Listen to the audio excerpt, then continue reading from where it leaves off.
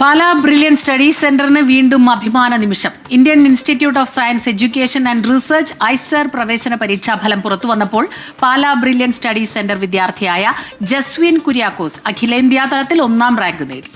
5 വിദ്യാർത്ഥികൾ ആദ്യ 100 റാങ്കിൽ ഉൾപ്പെട്ടു. പാലാ ബ്രില്യൻ സ്റ്റഡി സെന്ററിന് വീണ്ടും അഭിമാന നിമിഷം. ഐസർ പ്രവേശന പരീക്ഷാഫലം പ്രസിദ്ധീകരിച്ചപ്പോൾ ബ്രില്യൻ സ്റ്റഡി സെന്റർ വിദ്യാർത്ഥിയായ ജസ്വിൻ കുര്യാക്കോസ് അഖിലേന്ത്യാ തലത്തിൽ 1ാം റാങ്ക് നേടി.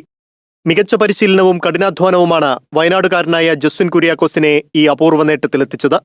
വയനാട് പയ്യമ്പള്ളിയിലെ അധ്യാപക ദമ്പതിമാരായ ബോബിൻ ജോസിന്റെയും ബിന്ദു കെ വിയുടെയും മകനാണ് ജസ്വിൻ കുര്യാക്കോസ്. മാതാനം KE സ്കൂളിൽ +2 പഠിക്കുന്നതിനൊപ്പമായിരുന്നു ബ്രില്യൻ സ്റ്റഡി സെന്ററിലെ എൻട്രൻസ് കോച്ചിംഗ്. തിരുവനന്തപുരം സ്വദേശിയായ ജോഷുവ ജെയ്സൺ അഖിലേന്ത്യാ റാങ്കിൽ 10ാം സ്ഥാനവും കേരളത്തിൽ 2ാം സ്ഥാനവും നേടി. അഖിലേന്ത്യാ റാങ്കിൽ 21ാം സ്ഥാനം നേടിയ കൗശിക് കൃഷ്ണ, അഖിലേന്ത്യാ റാങ്കിൽ 53ാം സ്ഥാനം നേടിയ ദിവിത് നായർ, 83ാം സ്ഥാനം നേടിയ നതാഷ രാജ്മോഹൻ എന്നിവരാണ് ആദ്യ 5 സ്ഥാനങ്ങളിൽ ഉൾപ്പെട്ട മറ്റുള്ളവർ.